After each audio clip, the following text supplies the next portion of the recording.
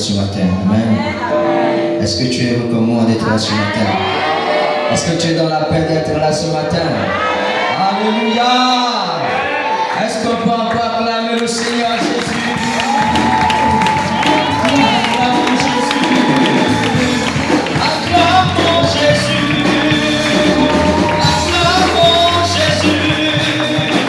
Alléluia!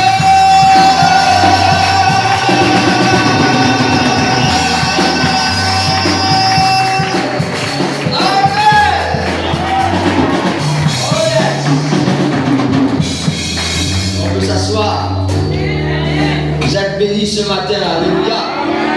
Vous êtes un peuple merveilleux, alléluia. Jésus a un regard favorable sur chacun de vous, alléluia. Amen, amen.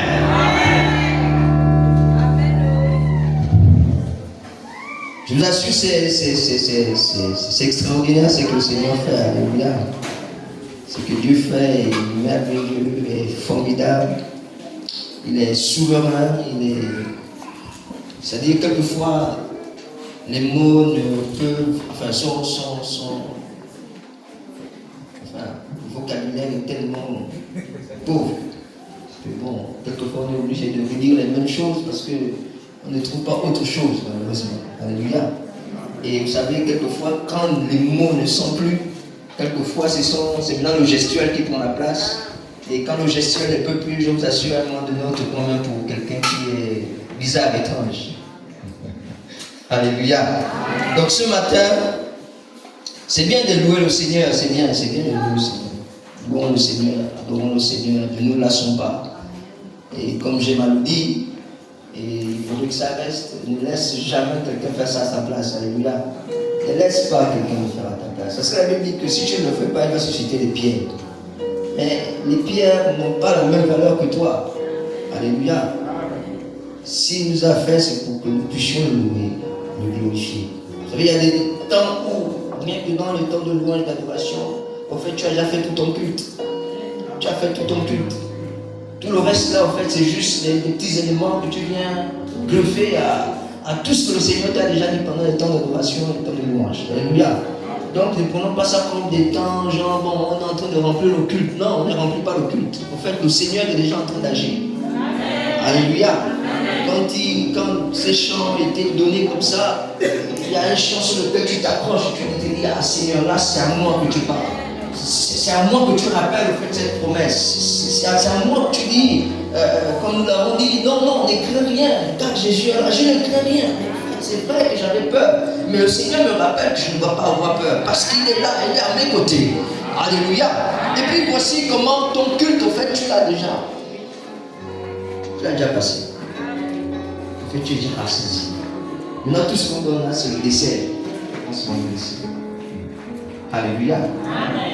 Et nous sommes à propos parce que, vous savez, je me suis rendu compte que quand bien même Dieu nous a appelés à vivre une vie abondante, une vie de paix, une vie de bonheur, une vie de joie,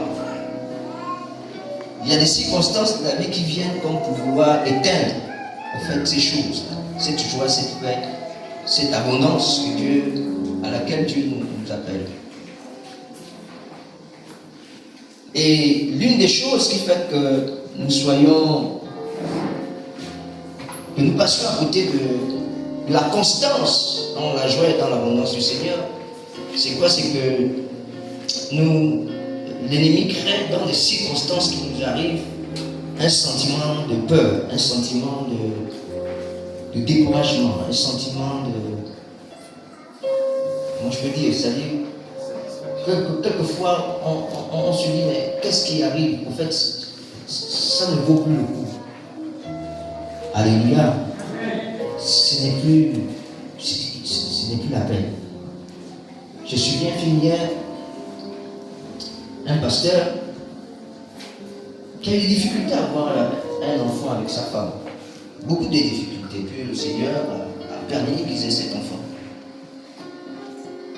Et à l'âge, je pense, de 6 ans ou 8 ans, comme ça, l'enfant est décédé.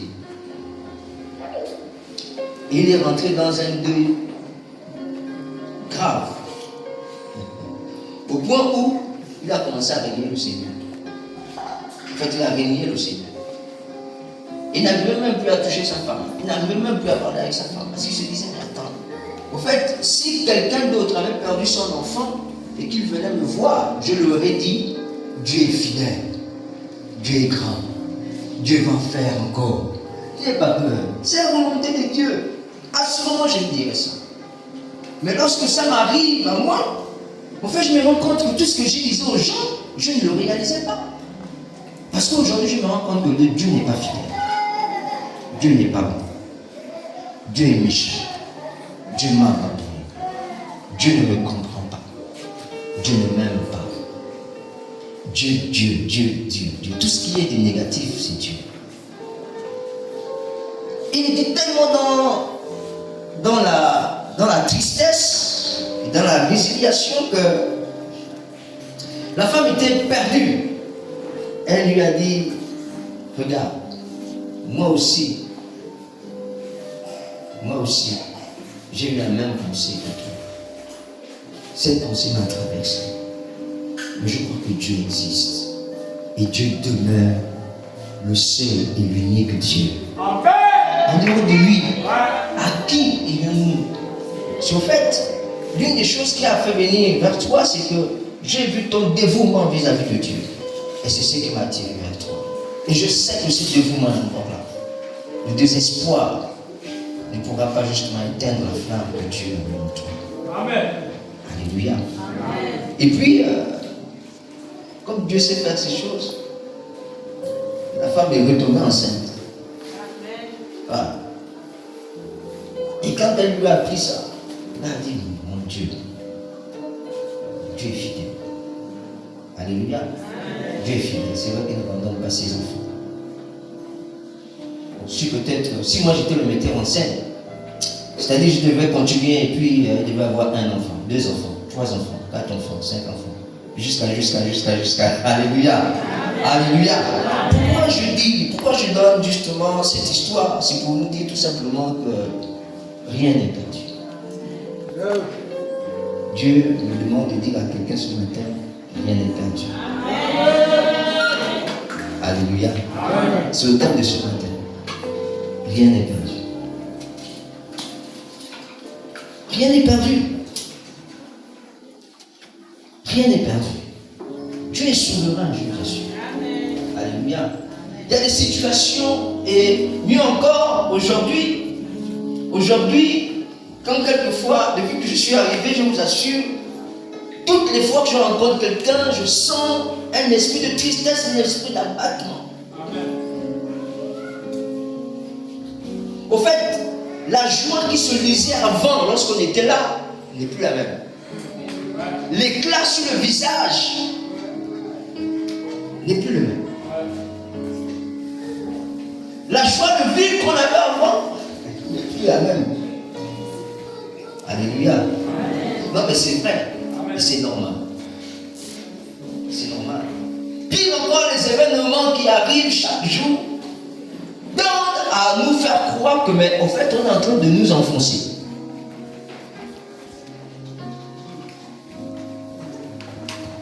Et ça vient comme amplifier ce sentiment. Qu'est-ce qui se passe? Qu'est-ce qui se passe? Non. Sache que rien n'est perdu. Alléluia. Rien n'est perdu. Et dans ces derniers siècles, ce temps qui nous reste à vivre, l'arme fatale de l'ennemi sera de nous décourager. Sera de nous faire croire que tout est perdu. Et nous aurons l'impression de vouloir fournir beaucoup d'efforts de nous-mêmes pour pouvoir nous en sortir. Mais ne nous y trompons pas. Nous devrions continuer à compter sur Dieu. Quoi qu'il advienne, nous devons continuer à compter sur Dieu. Parce qu'en fait, c'est lui, comme le déclare la parole, qui détient toutes choses entre ses mains.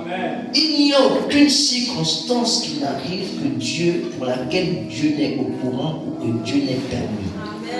Aucune. Je vous dis aucune. Même lorsqu'on a l'impression que, en fait, Dieu est silencieux. C'est peut-être même dans ce silence qu'il agit puissamment. Alléluia. Et nous connaissons cette histoire. Le texte de base, c'est Jean 11, verset 1 à 51. Nous n'allons pas lire. Mais nous connaissons cette histoire. Alléluia. Nous connaissons cette histoire, non? Hein, les lecteurs de la Bible, nous connaissons cette histoire. Dans Jean 11. Dès que vous allez lire seulement le premier verset, vous allez savoir c'est de quelle histoire il est question. Hein? C'est quoi l'histoire? C'est l'histoire de qui? Hein? C'est l'histoire de Lazare. Hein? Nous connaissons cette histoire. Hein? Ça dit si je lis, c'est serait bien, mais nous connaissons cette histoire. L'histoire où voici un ami intime à Jésus qui vient d'en mourir. Et puis toute la famille est dans la désolation. Je vous dis l'une des choses sur laquelle l'ennemi va agir puissamment. Ces années qui nous restent là, avant que le Seigneur ne vienne, sur le découragement. Il va nous amener dans un découragement, je vous assure, où on se rend compte que Dieu n'existe plus. Ou du moins Dieu m'a oublié. Mais nous n'avons pas besoin d'abandonner, de croire à cela. Après, c'est un sentiment normal. Se décourager, c'est normal. Mais ce qui devient mauvais, c'est lorsque ce sentiment vient créer en fait une attitude, un comportement qui nous déconnecte du Seigneur. C'est là où ça devient dangereux. Alléluia. Donc, ici, on dit qu'il y avait un homme malade, Lazare, de Béthanie, village de Marie et de Marthe, sa sœur. C'était cette Marie qui oignit de parfum le Seigneur et qui lui essuya les pieds avec ses cheveux. Et c'est son frère Lazare qui était malade. Les sœurs envoyèrent dire à Jésus, Seigneur, voici celui que tu aimes est malade. Après avoir entendu cela, Jésus dit, cette maladie n'est point à la mort, mais elle est pour la gloire de Dieu, afin que le Fils de Dieu soit glorifié par elle. Or, Jésus aimait Marthe et sa sœur et Lazare. Mais quand, après avoir entendu cela, Jésus dit, cette maladie n'est point à la mort. Ça, Jésus se le dit à lui-même. Hein? Jésus se le dit à lui-même. Il ne le dit pas aux gens. Parce que, après les gens, vous allez vous rendre compte que, sûrement étonné de ce qu'il va faire. Jésus sait seulement que là, il y a une opportunité que le Seigneur, que Dieu soit glorifié. Alléluia.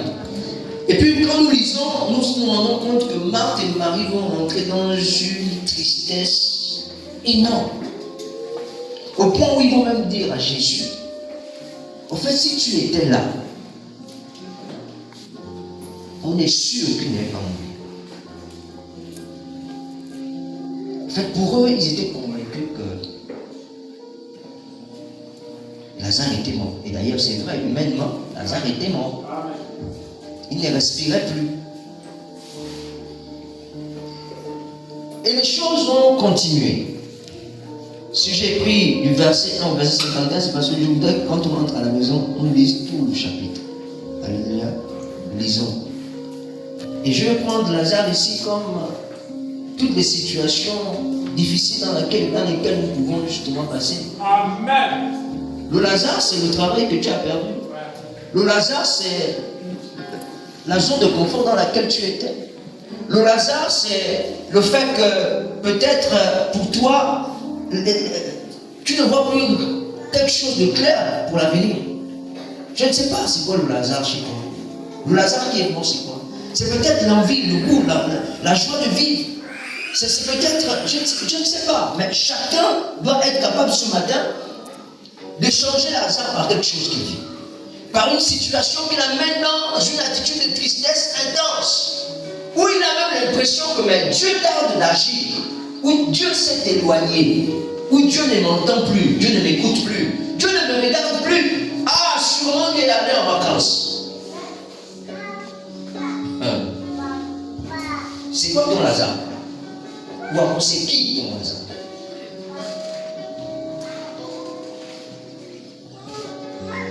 Que le Seigneur fasse asseoir ce matin, en fait, la parole qui va transformer justement ta vie ce matin, ta perspective, en fait, ta projection, ce qui, longtemps, faisait que tu aies la joie de vivre. Alléluia. C'est l'objectif de ce matin. Que le Seigneur mette dans ton cœur la parole qui va te ramener à un endroit où tu sentais que, et là, je suis bien. Là, le Seigneur est merveilleux. Le Seigneur est bon. Alléluia. Amen. Oui. Donc nous allons voir trois concepts importants pour pouvoir animer cette confiance en Dieu là.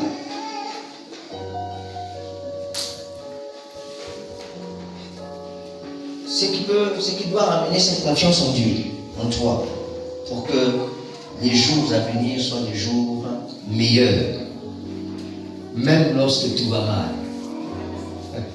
Alléluia. Ça fait longtemps que j'avais dit ça ici, pour ceux qui ont fait philosophie. Les fleurs du mal. Baudelaire. Hein? Je pense qu'on a vu ça en terminale. Les fleurs du mal. Et dans ce recueil, l'un des thèmes phares, c'est de ressortir le beau du mal. L'une des orientations de ce texte, c'est de ressortir le beau du mal.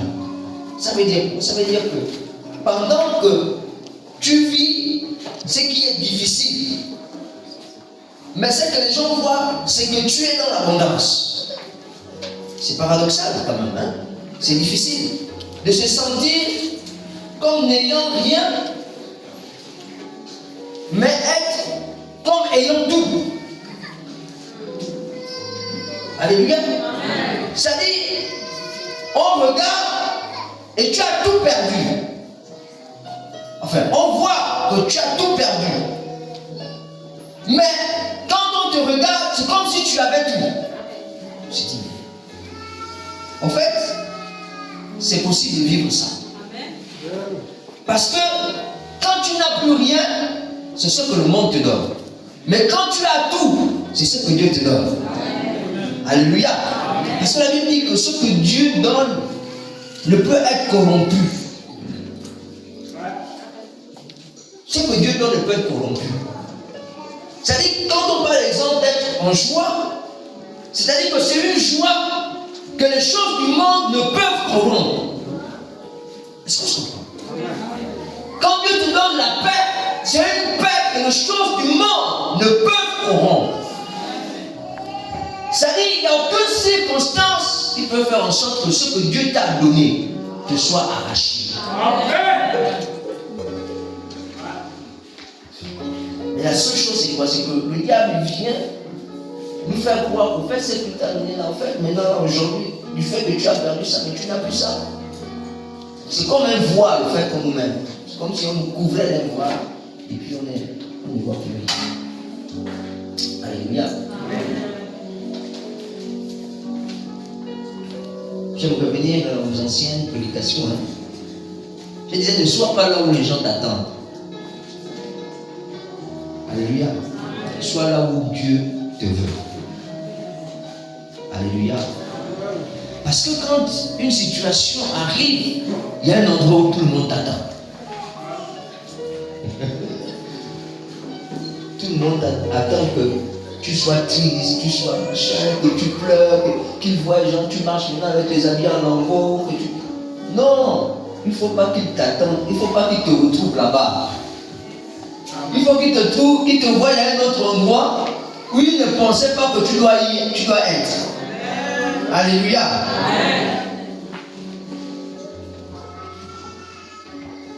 Quand vous regardez les choses se faire, enfin, c'est toujours bien d'en parler. Seigneur, aide-moi à découler. Même si on est déjà dans tous les parties. La situation arrive, quoi que tu veux, tu auras mal. Quoi que tu veux, tu vas mal te sentir. Ça, c'est sûr. Les amis, quand on m'a dit, c'est fini. Vous me voyez si fort, machin, tout. C'était dur. C'était compliqué. J'ai dit, mais ça, comment ça peut arriver? Seigneur, comment ça peut arriver? Je ne suis pas venu, nous ne sommes pas venus ici par hasard, sincèrement. C'est Dieu qui a dit, quitte, va, quitter et aller. C'est Dieu qui a dit ça. On a entendu, on a vu. Quand ça arrive, on se dit, tu as dit quitte pour. Maintenant, on est là, tu permets des choses comme ça. Je me suis dit, non. Moi, j'étais tellement mal. Je me suis dit, punaise. Comment j'ai fait? Je dis, bon, tout de suite, je me lève et puis je commence à me déployer. J'appelle tous mes contacts, je fais vraiment. J'appelle tout le monde, quoi. Tout ce que j'ai, tout le carnet d'adresse que j'ai. Non, je vous assure, je vous donne le carnet d'adresse quand même, mais c'est pas aussi un petit carnet d'adresse. Alléluia. À part le carnet d'adresse, bon, après, on compte sur ses compétences également. Et puis je me dis, bon, je me déploie. Les amis, quand je commence à vouloir le faire, il y a une voix qui me dit, ne fais pas comme tu veux faire là. Fais pas comme tu veux faire. Parce que si tu fais comme ça, c'est comme si tu as envie de montrer aux gens que toi là, voici ce que vous avez fait là, voici, moi je veux aussi vous montrer que voici ce que je suis capable, ce dont je suis capable. Calme-toi, reste tranquille. Je vous assure, quand Dieu parle comme ça à un cœur, je vous assure, à un moment donné, vous êtes un peu comme des axés et tout. Je dis, mais attends, j'ai une famille, je fais comment? Est-ce que c'est que tu vis là, est-ce que c'est toi qui as fait que ça soit comme ça? Et puis les gars, les amis, je suis rentré dans une paix où même ma femme ne me comprenait pas parce que quelquefois elle me disait, mais attends, moi j'ai comme l'impression qu'en fait tu es bien content de ce qui arrive. J'ai dit, chérie, il y a plus important à faire. Il y a plus important à faire. J'ai dit, bon, tout ce qu'on a donné, il y a un travail que je dois faire et je dois le faire sans pression. Je n'ai pas la pression. J'ai tellement donné dans ce monde du travail, tout le monde professionnel là, que tu as à un moment donné l'impression qu'il y a de l'injustice dans ça et tu ne dois plus te donner comme tu t'es donné avant. Donc tu te calmes. Tu te calmes. Maintenant, on va faire d'abord ce que tu veux faire. Ça fait, c'est depuis mars. C'est depuis mars. Aujourd'hui, à mars, début mars, avril, nous sommes en train de rentrer en juin. Les amis, je ne me soucie pas de demain. Si je vous dis que j'ai déjà trouvé quelque chose, je n'ai encore rien trouvé, mais je ne me soucie pas. Parce que je sais que Dieu, le gars là a quelque chose qu'il a en train de préparer fort. Alléluia. Donc je ne me fais pas trop de soucis. Maintenant, ne pas se faire de soucis, ce n'est pas dire que je suis assis et puis je suis là, je me tourne les pouces. Non, non. Il y a une voix qui m'a parlé. Il y a quelqu'un qui m'a dit, chut, calme-toi. Calme-toi, allons doucement. Maintenant, là, il faut qu'on aille doucement. Donc je veux te dire que Dieu veut que tu te calmes.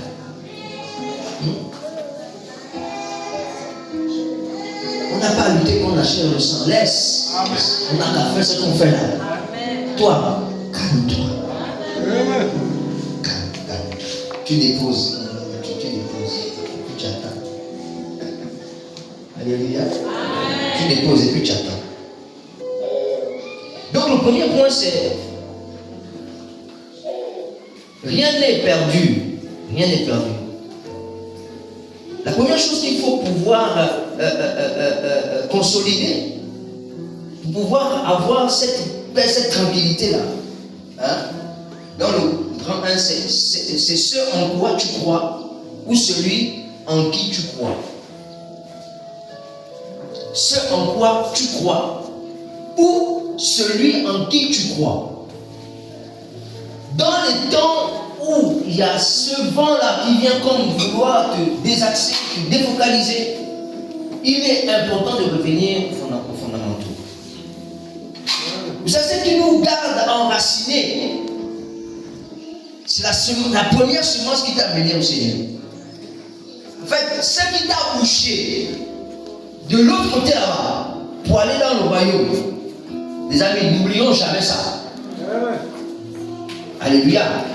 Ça dit, quand tu as prêché l'évangile, et le jour où tu t'es dit, je me lève, j'abandonne tout ça et je pars, c'est quoi? C'est là où ça commence. Amen. Alléluia. Vas-y, petit, vas-y. Tu te déconnectes.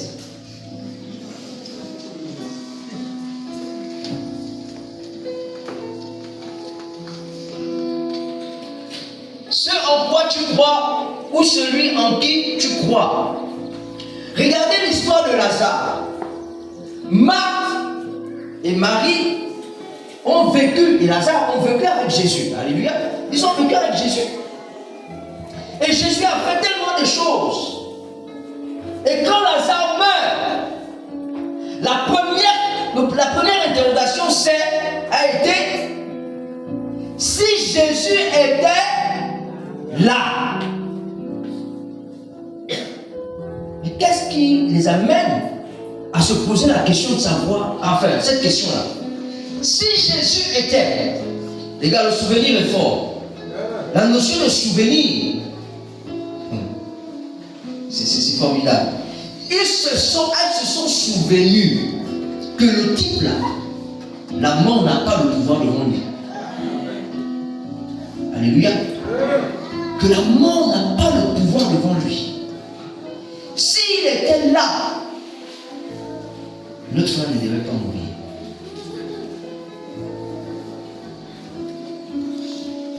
Donc ce à quoi ils ont cru, c'est quoi? La résurrection des morts. La résurrection des morts. Oui, mais Jésus est capable de ressusciter les morts. Ou bien on en doute. Donc quelqu'un n'a qu'à mourir maintenant ce matin, et puis je vais vous montrer que Jésus peut le ressusciter. Non. Non, mais Jésus ressuscite les morts. Premièrement, les morts en esprit. Alléluia. Parce que la Bible nous révèle que lorsqu'il est mort, la première chose qu'il a faite, c'est d'aller dans le séjour des... pour aller détourner le pouvoir de la mort. Alléluia. Et puis maintenant, après, il est mort. Donc je ne vous ressuscite pas seulement spirituellement, mais physiquement. Parce que quand on est loin de Dieu, on est mort. Alléluia. Ce à quoi on croit. Tu crois en quoi?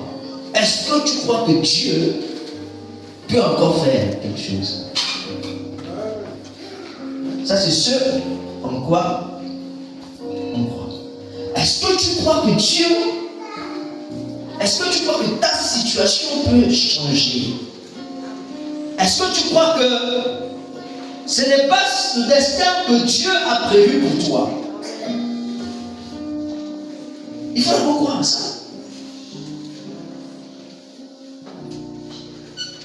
Maintenant, celui en qui tu crois, mais c'est en Dieu. La seule personne qui peut changer ça, c'est Dieu. La seule personne qui peut changer, c'est Dieu. Vous savez, Dieu travaille le cœur, il travaille, comment on appelle? Il travaille le cœur, il travaille l'environnement. Il peut travailler le cœur et il peut laisser l'environnement parler. Je m'explique.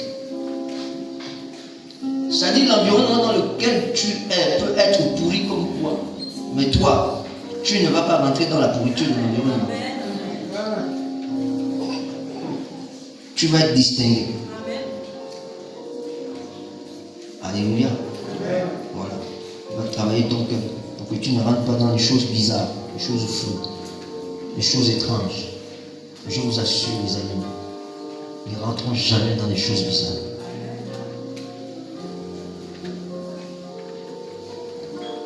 Qu'on vous chasse pour ça, bénissez le Seigneur. Amen. Bénissez le Seigneur. Soyez dans la joie, parce que vous avez fait du bien. Alléluia. Amen. Donc, celui en qui tu crois, il faut croire en Dieu. Il y a des questions qu'il faut se poser, mais pourquoi croire en Dieu? Et qui a créé toutes choses? Qui a créé toutes choses? Qui a créé toutes choses? C'est Dieu, non? Hein? Bon, qui t'a créé, toi? C'est Dieu, non? Qui sait le mieux ce dont tu as besoin? Qui peut prendre soin de toi? Qui va pouvoir à tes besoins? En fait, qui a pour toi le projet de paix et non de malheur? Ton avenir là, qui le connaît mieux que quiconque? Bon, maintenant, celui qui connaît toutes ces choses-là, ne pas faire confiance à ce type-là, c'est comme c'est régner soi-même. On est d'accord? Comment? C'est comme les enfants, hein? Surtout, et d'ailleurs, bon, surtout les plus petits, quand les enfants sont encore jeunes, encore en âge de scolarisation. Ce qui est évident, c'est quand on les met à l'école, ils sont convaincus qu'ils ne peuvent pas réussir si ils sont loin des parents, bien sûr les parents les abandonnent. On est d'accord? En fait, c'est l'attitude que nous devons avoir vis-à-vis de Dieu. Mais si je réunis Dieu, je deviens quoi?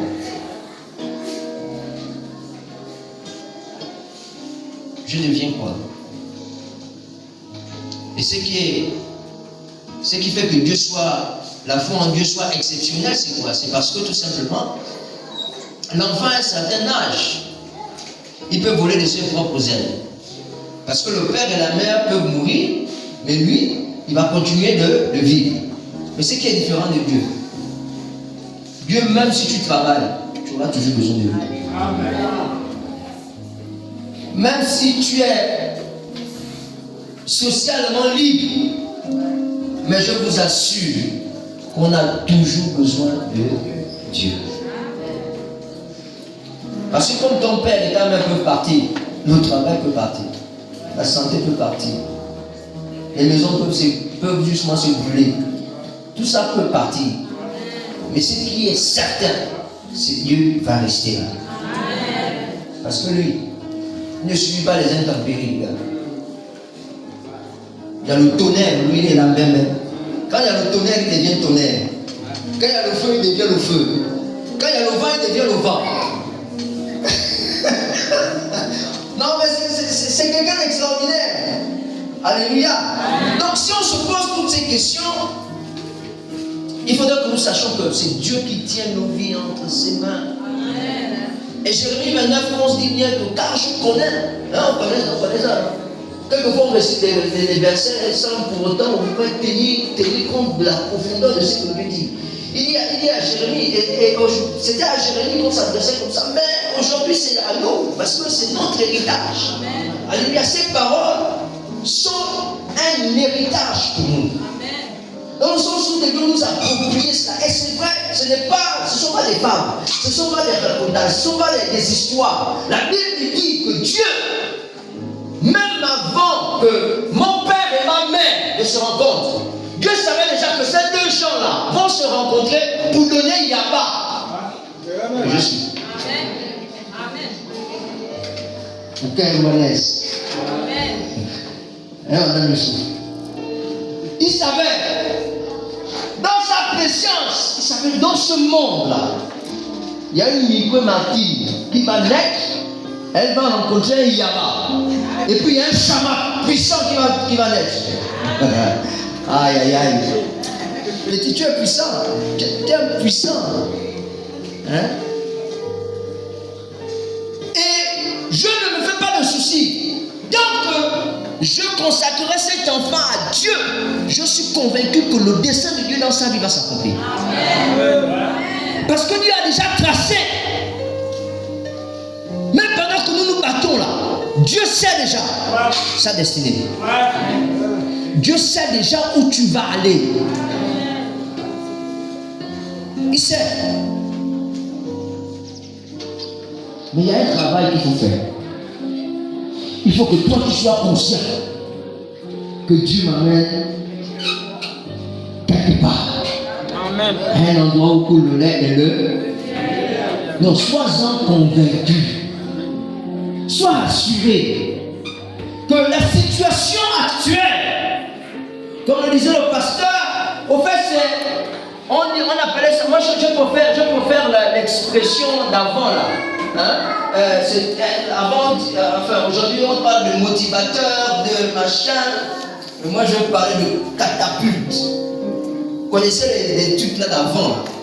C'est-à-dire on met le caillou. Suivez les films d'avant vous aussi.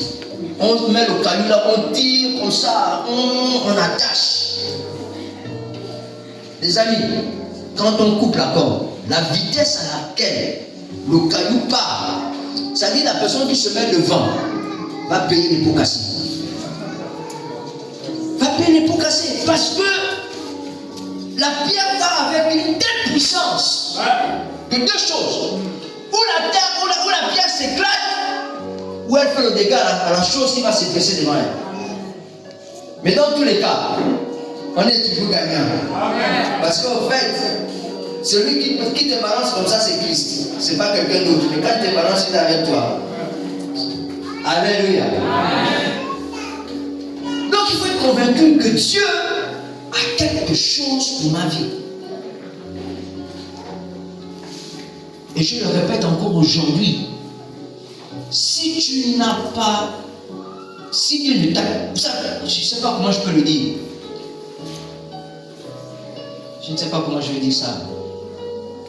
Regardez, il faut savoir là où tu vas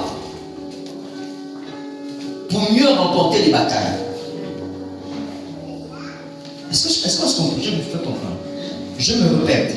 Il faut savoir où tu vas pour mieux remporter les batailles.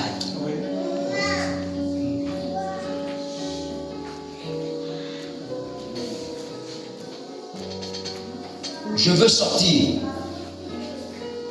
Tout ça c'est fermé. Mais je veux sortir. Mon objectif c'est quoi? On est d'accord, non? Mon objectif c'est sortir. Pour que je sorte, il y aura des géants qui vont se présenter devant moi. Mais quel est l'objectif qui va me donner la force de me battre contre le géant? C'est l'objectif de sortir. Est-ce qu'on se comprend? Amen. Bon, maintenant, imaginons que je ne sais pas ce que je veux. Je ne sais pas que, en fait, l'objectif de ma vie, c'est de sortir. Quand même les géants viennent, en fait, tu es même déjà battu d'avance parce que tu ne sais pas où tu vas. Tu ne sais pas pourquoi même tu vas te battre. Tu ne sais pas pourquoi. Tu ne sais pas. Donc, quand le géant vient te piétine, tu dis, mais oui, piétine-moi, puisqu'en fait, je suis là pour que tu me piétines. Piétine-moi. Mais alors que quand tu sais que je vais sortir et que le géant vient venir te piétiner, tu dis non. Parce que je sais que si tu me piétines, tu m'empêches d'aller vers mon but. Donc, gars, toi et moi, on va se battre jusqu'à ce que le seul gagnant ici, ça doit être moi. Amen. Alléluia. Amen. Le seul gagnant ici, ça doit être moi. Parce que voici là où je dois partir. C'est là-bas où je dois partir. Mais malheureusement, aujourd'hui, il y a beaucoup d'enfants de Dieu qui n'ont même pas lueur de ce que Dieu veut faire avec eux. Ils ne connaissent pas. Ils ne connaissent pas.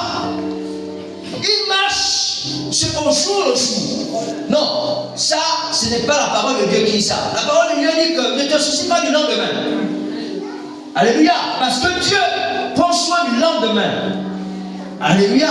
Mais ce qui est sûr, c'est que tu dois te focaliser sur ce pourquoi Dieu a fait que tu naisses.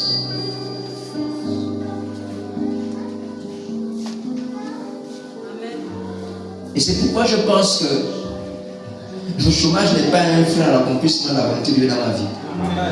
La perte d'un travail n'est pas une raison pour que l'accomplissement ou l'œuvre du Seigneur dans ma vie puisse être accomplie.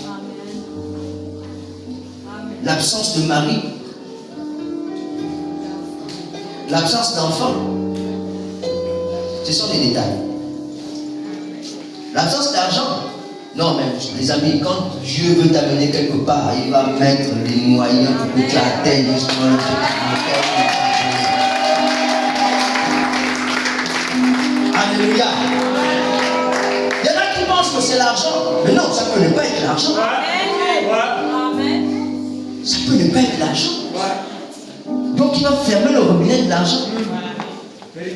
Non. Si je te donne l'argent, tu vas devenir fou. Tu vas me réunir. Je ferme. Tu vas vivre par la grâce. Si quelqu'un va venir, il y a besoin. Ah papa, voici 100 millions. Ah 100 millions, oui. Mais en fait, le 100 millions, quand il la met, c'est parce qu'il y a déjà un projet. Il y a déjà un projet qui accapare les 100 millions. Est-ce que vous comprenez? C'est-à-dire qu'il y a déjà un projet qui est là, qui bouillonne dans ton cœur. Mais tu n'as rien. Et puis Jésus ouvre les portes et puis 100 millions viennent comme ça. Mais en fait, tu ne peux pas faire autre chose avec ça parce que le projet t'a déjà pris des pensées.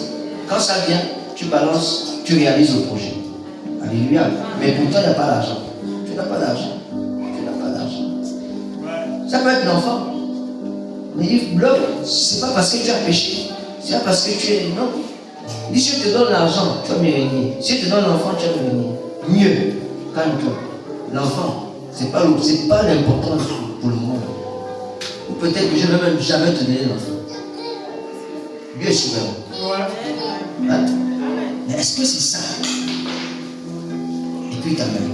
Alléluia. Les gars, il faut voir les choses qu'on reçoit des gens, des hommes de Dieu, des prophètes, des sœurs, des frères. Frère, il y a quelque chose de grand que je vois sur ta vie. Ne négligez pas ça. Je vous dis, ne négligez pas ça. Une fois, c'est une dame qui attrape ma femme, qui dit non, je n'arrive pas à attraper ton mari. Mais ce que je vois sur vous, c'est tellement grand que je ne peux pas l'expliquer. C'est tellement grand que je ne peux pas l'expliquer. Et chaque fois que je suis chez moi, je dis Seigneur, je n'ai pas encore vu ça. Si elle dit que c'est grand, c'est que ça ne s'est pas encore révélé. Je veux voir cette chose grande-là se révéler. Je veux la voir. Je veux la voir. Alléluia. Oui. Il y a des choses qu'on a dit dans nos vies, sur nos vies, mais on n'a pas considéré ça. On a même oublié. On s'est dit, ah, ça c'est encore quelqu'un qui vient dire des choses comme ça. Non, ne néglige pas ça. Va dans le secret. Demande au Seigneur, Seigneur, est-ce que c'est vrai? Je vous assure, ça va être attesté par 1, 2, 3 personnes. Généralement, ces choses, c'est pas quelqu'un qui vient te dire et puis disparaît. Enfin, pas qui disparaît, la personne peut disparaître. Mais ça veut dire, ce que je veux dire, c'est que c'est pas qu'on vient te le dire et puis ce n'est pas confirmé. Les amis sont toujours confirmés. Toujours. Quand ça vient de Dieu, c'est toujours confirmé. Toujours. D'une manière ou d'une autre. Toujours. Je vous assure, et je suis convaincu qu'il y a quelque chose de grand. C'est pourquoi je ne m'inquiète pas, mes amis. Je ne m'inquiète pas. Même si d'aucuns peuvent penser que c'est fini, le gars, lui, on l'a eu, voilà. Ce sont les mêmes gens-là qui nous disent, hey, est-ce qu'on a bien fait? Mais au fait, oui, ils ont bien fait. Alléluia. Donc, ils ont bien fait. Ils ont toujours bien fait. Parce que quelquefois, c'est nous-mêmes qui voulons rester là et puis on dit non, c'est déjà bien. Et puis on dit non, ce n'est pas encore bien. Ce n'est pas encore bien. Tu veux déjà t'asseoir? Qui t'a dit que tu veux t'asseoir? Ce n'est pas encore bien. Quitte. Alléluia. Je vous assure les mystères de Dieu. Aïe, aïe, aïe. On quitte. Oui, mais ne quitte pas avec la tristesse. Parce que si tu quittes avec la tristesse, il y a une dimension de la révélation que tu peux perdre. Alléluia. Vous savez, tu es parti, mais il y a une dimension de la révélation que tu vas perdre. Alléluia. Donc il faut voir en Dieu, il faut voir. Il y a quelque chose de grand. Il y a plein d'autres choses qu'on a entendues sur notre vie là. Plein d'autres choses. Bon, peut-être que les autres voient déjà. Je ne suis pas encore satisfait. J'ai dit à Dieu, je ne suis pas satisfait. Je n'ai pas encore vu. Alléluia. Je n'ai pas encore vu. Mais je vois les prémices de ces choses. Je travaille donc ça me fait, ça c'est la 4e société. C'est la 4e. Et soyez-en sûrs, hein, c'est pas que partout où je suis passé, on m'a renvoyé, on m'a jamais renvoyé. C'est le premier endroit où on me dit tu pars, tu pars. C'est le premier endroit. Mais partout, c'est moi qui me lève et puis je dis bien les circonstances arrivent, puis je fais partie de tout le monde et puis moi je pars en dernier. Vous comprenez? Mais partout où je pars, c'est-à-dire que dès que j'ai déposé le pied à l'endroit où j'étais, même si c'est une seule personne, la manière dont la personne sort de son bureau, tu t'es dit, mais d'accord. C'est-à-dire qu'il y a un témoignage qui est resté tellement fort. Ouais. Tellement fort. Que Dieu te rappelle, voici ce que je suis en train de faire. C'est ce que j'ai raconté cette histoire pour avancer. Je vais à Congo où j'étais. Et je rentre, je rentre avec le véhicule. Il y avait un nouveau qui vient. Bonjour monsieur, votre nom s'il vous plaît. Votre nom s'il vous plaît. C'est monsieur là-bas. Monsieur là-bas. Oui. Est-ce que vous venez ici, c'est pourquoi? Je dis, ah. Bon, je viens voir. Est-ce que vous avez rendez-vous? Ah, le gars commence à vouloir me charger. Et puis il y a un ancien qui sort. Oui, c'est quoi? Qui t'embête là? Dès qu'il regarde comme ça. Oh, gars, laisse passer le boss.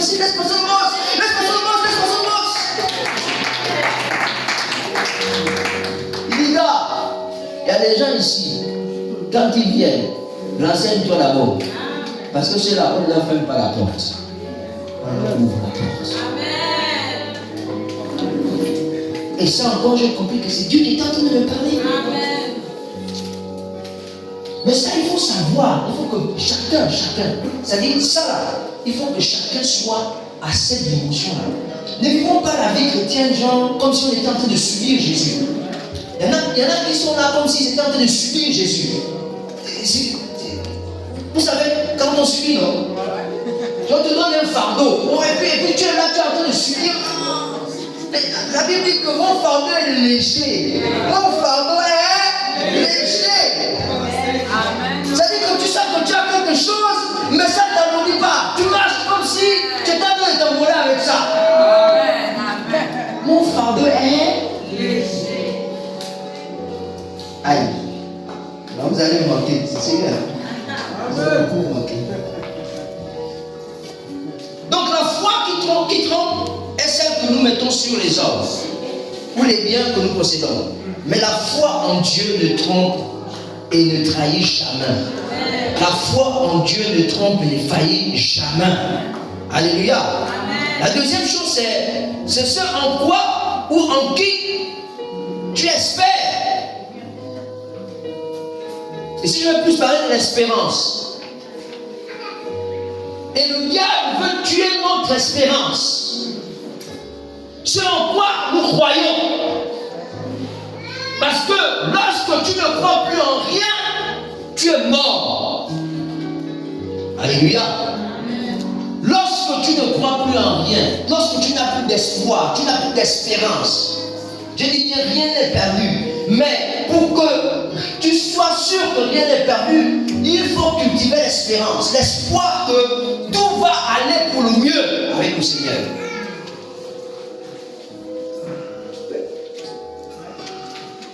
Les gens qui ont dit l'espoir fait vivre, c'est pas faux. Je te dis, arracher l'espoir à quelqu'un, la personne est foutue. Alléluia. Il y a quelqu'un qui disait, il y a Vincent Thomas, c'est pas un chrétien, mais c'est une citation. Il dit que l'espoir est comme un phare dans l'obscurité. L'espoir est comme un phare dans l'obscurité. Ça dit même quand tout semble noir, mais il y a un petit point là-bas qui te dit, regarde, c'est ici normalement que tu dois venir, c'est par ici, c'est par ici, c'est par ici. Et même les bateaux voguent sur la mer, dans les océans comme ça, machin et tout. Maintenant, c'est quand tu vois une lumière, ils disent, bientôt on est arrivé. Et cette lumière-là devient en fait leur point focal. Il peut même jeter les boussoles et puis tout simplement dire capture et puis allez on fonce. Parce qu'il y a une lumière. Mais cette lumière c'est l'espoir. Tu espères. Ce en quoi tu espères. Tu espères en quoi?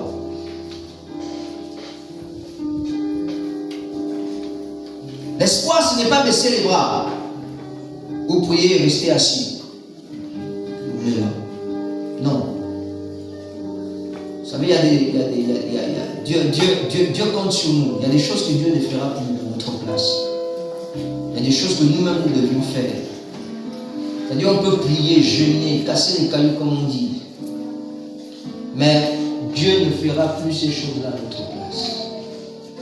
Quand on a envie de manger, prie. Quand tu as faim, je veux dire. Quand tu as faim, prie.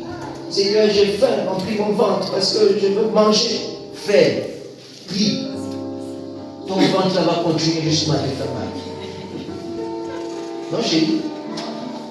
Seigneur, remplis mon ventre parce que j'ai faim. Seigneur, j'ai faim. Je t'ai dit, prie comme ça, même un mois, tu auras toujours faim. Pire même, tu vas même perdre les forces. Et tu peux même mourir. Alors que quand tu dis, Seigneur, j'ai faim, je veux manger, Seigneur, lève-toi. Lève-toi. Lève-toi. C'est en marchant là. C'est-à-dire l'effort que toi, tu as fait, l'action que tu as posée déjà. C'est sur cette action que Dieu va opérer le miracle. Le fait de te lever, de commencer à marcher. Papa Jean-Louis, au fait depuis hier, je n'ai pas encore mangé. J'ai faim. Ah oui, mais je suis même en train d'aller à la plantation. Est-ce que tu peux venir avec moi? Mais oui. Alors. Alléluia. Et puis toi, tu as l'idée que Papa Jean-Louis est en train de vouloir aller te donner un tubercule. Là, tu dois en parler. Déracinons, frère. Déracinons le tubercule. Le gars est rempli. Mais aide-moi à remplir les 5 sacs là. Mais n'avons pas. Ah, mais plantez. Mais ça, ce sont tes 2 sacs. Mais 2 sacs. Oui, 2 sacs de tubercule. Pour moi, oui, frère, c'est pour toi. C'est pas fini, il y a aussi 2 régimes de bananes. Comme ça, mais c'est un gars fort. Il est allé dans sa plantation, vous allez voir. Voici 2 régimes de bananes là. Ah, 2 régimes de bananes. Alléluia. Le gars, c'est pas fini. C'est pas fini. Allez-y dans ce. Non, mais il faut les amener. Quand tu es déjà tout mal, tu dis non, frère. Oh, mais il y a l'occupant qui est là. Quel document? Il y a encore quoi même encore? Ah, l'aubergine. Prends aussi l'aubergine, frère. Non, mais regardez comment le Seigneur, en fait, il répond à ton besoin. Parce que tu as au préalable posé un acte. Et Dieu n'est pas. Et c'est un principe pour tout. Qui peut trouver le travail s'il n'a pas déposé un CV quelque part? Qui? S'il n'a pas postulé quelque part? C'est-à-dire, même si ce n'est pas la société où tu as déposé, mais la personne chez qui tu as déposé peut l'avoir pris et avoir donné ça à quelqu'un qu'il connaît. Et puis tu te retrouves chez cette personne-là, tu n'as jamais déposé là-bas, en temps normal. C'est l'acte premier que tu as posé qui a conditionné le lien. Alléluia. Levons-nous. Laissez. Allez-y à la souris. Je dis allez-y à la souris. Moi j'ai toujours dit que même si c'est deux personnes qui ont. Parce que moi j'ai prié après qu'on ait fait la gêne. J'ai dit, moi j'ai prié Dieu. J'ai dit, Seigneur, il n'y a pas de cellule de prière ici. S'il faut que j'aille voir le bureau national, il dit, regardez, ça c'est la sueur des gens. Quelle est l'église qui peut rivaliser cette église-là? Moi, les bâtiments là dans le qui? Dites-nous. Et puis vous allez faire que ça soit quoi? Une cellule? Non. Le minimum, je dis bien le minimum, c'est une annexe. Le minimum, c'est une annexe, même s'il y a deux personnes. C'est ça l'exception. C'est ça l'exception avec Dieu. J'ai dit, ça va être l'exception, pasteur. Si c'est 7 personnes, ce sera une annexe, 7 personnes. Parce qu'on va continuer à solliciter cet endroit. Je vous dis, on va continuer à solliciter cet endroit-là. Non, on ne tue pas les géants n'importe comment. Nous sommes des géants. Cette église, c'est une église de conquérants. Oh, c'est pas possible. On ne disparaît pas comme ça. Il dit 2 personnes ici. Vous allez voir le feu qui va sortir ici.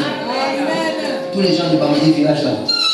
Vous savez, je vous dis un truc que Dieu a mis dans mon esprit.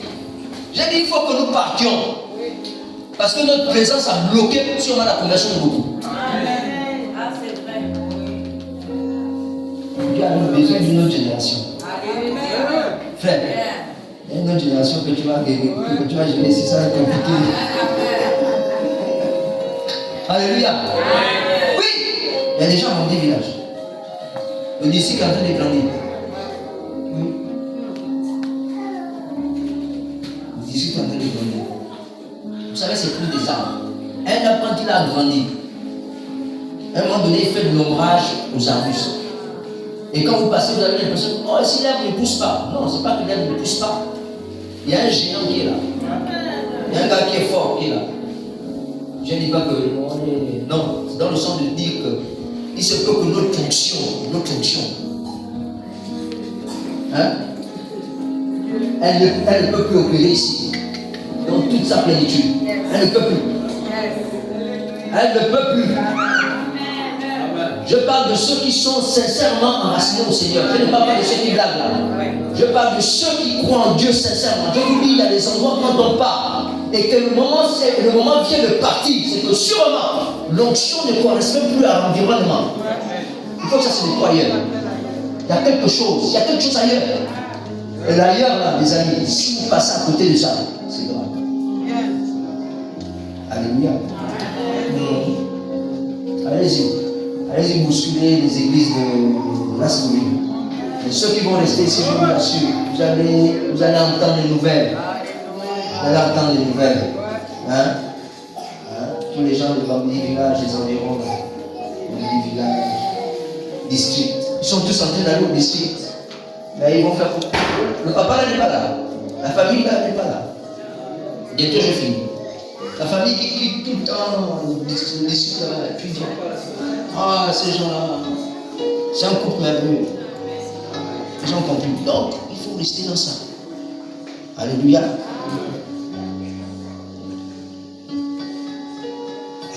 C'est le fait d'attendre avec confiance. C'est le fait d'attendre avec confiance. Pas une confiance basée sur sa compétence, sur son mari, parce qu'il travaille, sur sa femme, parce qu'elle est battante, sur soi-même, parce qu'on a fait des études, sur ses connaissances, ou encore ses amis, ses parents, hein, ou encore les biens que nous avons, ou les parents, parce qu'il y a certains, dès que le parent est nommé, ils pensent que moi, toute ma famille est déjà gagnée.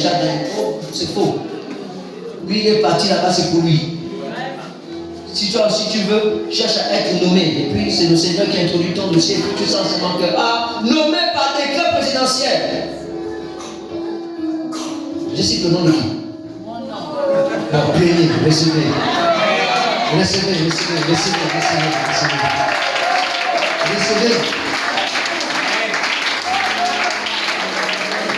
Et puis tu es là, tu dis, donc moi aussi je pouvais. Non, frère, c'est là-bas où tu dois être.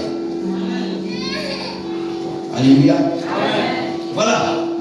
Mais c'est se dire que Dieu qui est capable de tout, qui sait tout, et qui a le meilleur pour nous, pour toi, pour ta famille, ne sommeille ni ne dort.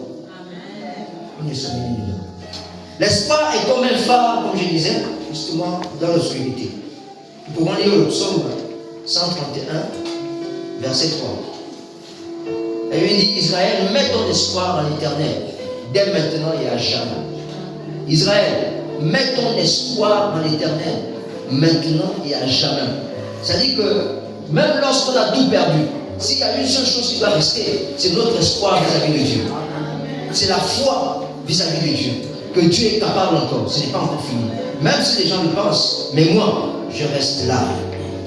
Et j'attends que le Seigneur agisse. Vous pouvez aussi prendre le psaume 130, verset 7.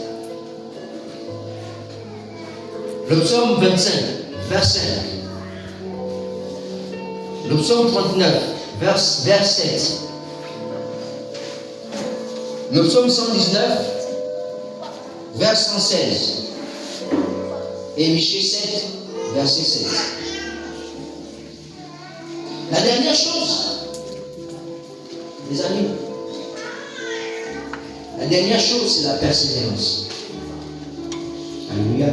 C'est la persévérance. Troisième chose, c'est la persévérance.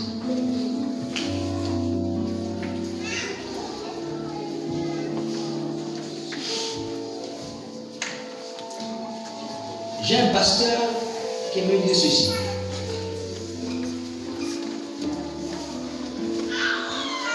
Ceux qui abandonnent ne gagnent jamais. Et ceux qui gagnent n'abandonnent jamais.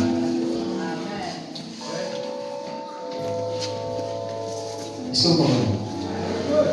Ceux qui abandonnent ne gagnent jamais. Et ceux qui gagnent, les amis, ceux qui n'abandonnent jamais. Mais ils n'abandonnent jamais pourquoi? Parce qu'ils persévèrent. Ils persévèrent.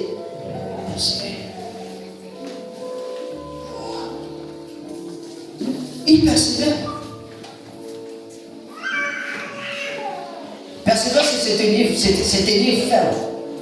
Ce n'est pas abandonner. Alléluia. Persévérer, c'est résister.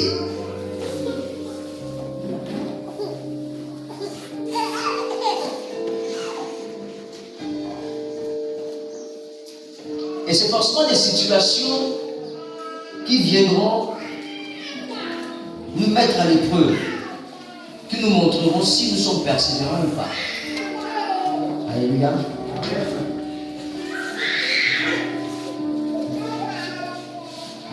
Pour qu'un enfant devienne fort à l'école ou intelligent, on lui donne le cours, n'est-ce pas? Et quand on lui donne le cours, on lui fait un devoir. Qu'est-ce qui montre que l'enfant a assimilé le devoir? C'est le résultat. Le cours plutôt. C'est le résultat, n'est-ce pas? C'est le résultat. Donc, avec le Seigneur également, Dieu nous donne des devoirs. Dieu nous donne des devoirs, les amis. Puisque nous sommes dans la circonstance actuelle. Quand Dieu te dit, Dieu permet qu'on quitte ici pour aller à la structure, frère, c'est un devoir. C'est un devoir.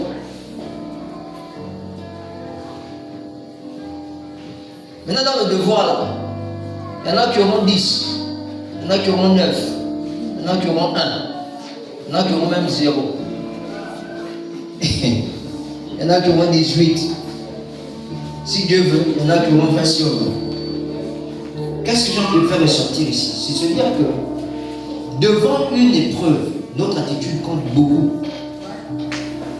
pour sortir au cœur de cette épreuve. Alléluia.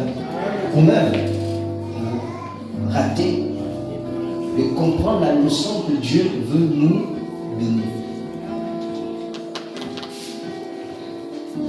Il y en a quand ils vont partir. Les amis, ça va être dur. Tu as fait 10 ans, tu n'as jamais payé le courant. Ah. Yeah.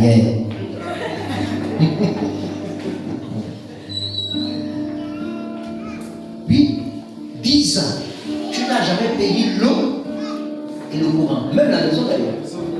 Parce que même si on te donne une indemnité, mais c'est quand même l'argent que tu vas recevoir, tu vas regarder ça comme ça, et puis tout d'un coup ça glisse. C'est comme ça. Alors qu'au préalable, tu vas te dire, ah ouais, j'ai eu mes 80 000, mes 90 000. Ah ouais, là quand même. Et puis tu vois comment ça passe, ça va dans les mains de quelqu'un d'autre. Tu te dis, première leçon. Mais si l'argent passe comme ça, c'est qu'il y a l'argent qu'on peut donner quelque part. Tu as un terrain quelque part. Est-ce que tu as un terrain quelque part? C'est comme le terrain, c'est vide. Si c'est vide, pense déjà que je dois construire. Est-ce qu'on voit la leçon de Dieu dans cette histoire? Alléluia. Il y a des gens qui n'ont jamais payé le courant. Mais quand tu vas commencer à payer le courant là, et que tu vas sentir que c'est dur, frère, quand tu auras ta maison, tu ne pourras même pas permettre qu'un enfant laisse la lumière comme ça. Ce sont les leçons de la vie. En fait, c'est ce que Dieu veut nous enseigner. Il y en a qui ont passé le temps ici. Moi, j'ai mon terrain ici. J'ai acheté un terrain ici. J'ai acheté un terrain. Le Gabon, c'est pour moi. Quand j'étais à Mapuku, j'ai failli. C'est quand je partais malheureusement pour acheter un terrain. Mais on a malheureusement là-bas. Bon, à Port-Gentil, c'est assez compliqué. Là-bas, je commençais à peine à travailler. Je n'avais pas encore les idées d'acheter, machin, tout ça. Et quand je suis arrivé à Mapuku, je voulais acheter un terrain. Quand on a voulu acheter, ouf, le Seigneur a permis qu'on nous partions. Quand je suis arrivé à Kango, j'ai dit, je vais acheter un terrain. J'ai acheté un terrain à Kango. Je suis arrivé ici, j'ai acheté un terrain. Je suis encore en train peut-être de prendre encore un domaine là, quelque part. Et puis, pourquoi? Parce que je me dis, les amis, on ne sait pas de quoi demain sera fait. Donc si toi tu es ici, comprends tout simplement que tu dois pouvoir réfléchir maintenant pour demain. Alléluia. Dieu permet que tu sortes d'ici pour t'enlever de ta zone de confort. Dis non, c'est trop. La dépendance là, c'est fini. Il faut que tu explores de nouveaux horizons. Voici les leçons que le Seigneur donne. Alléluia. Pour ceux qui vont rester peut-être, Dieu peut vouloir vous orienter autre chose. Vous savez, quelquefois même, quand Dieu voit entre des personnes une amitié un peu trop forte, au point où, quelquefois, il se sent menacé. Son amitié à lui se sent menacée. Je vous assure. Il crée des situations genre que, bon, écoutez, vous là, je vais un peu vous balancer chacun de son côté. Parce que je sens que votre amitié est en train de prendre le dessus sur, justement, ma relation avec vous. Non. Et on a l'impression que Dieu fait mal. Non! Il y a toujours quelque chose de bien dans ce que le Seigneur permet. Je dis bien toujours. Alléluia. Alléluia. Donc allons-y prendre les belles maisons. Allons-y prendre les belles maisons. Parce que moi, on va venir passer les vacances. Il va passer les vacances. Celui qui persévère n'abandonne pas, quand bien même toutes ces tentatives le conduisent au découragement. Tu as essayé, ça n'a pas marché. Fais, persévère. Tu as tenté. Et c'est pareil, hein, vous savez, dans le monde des affaires, vous allez voir tous les autres affaires, à part ceux qui ont vraiment eu la grâce. Même quand ils ont eu la grâce, ils vont quand même vous dire qu'ils ont connu des déboires dans leur lancement. Il y a une chose qui revient dans leur success story, c'est-à-dire dans l'histoire de leur succès. Ils disent toujours que je suis tombé plusieurs fois, mais je ne suis pas toujours resté couché. Il va prendre l'argent, il va mettre dans un projet. Quelqu'un va venir, mais ça va pas marcher, ça va. Et puis, il se retrouve sans rien. Le jour où Dieu me permet encore qu'il ait quelque chose, il dit non, je ne vais pas rester, il faut que je mette en toi. Et puis, on est là, on se dit, mais toi, tu n'es pas fatigué de toujours investir comme ça, de toujours dépenser de l'argent. Il dit non. Je suis sûr d'une chose, qu'un jour, je vais tomber au bon endroit. Mais alors que si tu te décourages, j'ai dépensé une fois 100 000, l'autre fois j'ai dépensé 200 000, l'autre fois j'ai dépensé 500 000, ça n'a rien donné. Je laisse, je t'assure. Et quelquefois même, c'est avec 50 que ça va démarrer. C'est avec 50 que ça va démarrer. Mais derrière ça, c'est pour nous dire tout simplement que ne nous décourageons pas.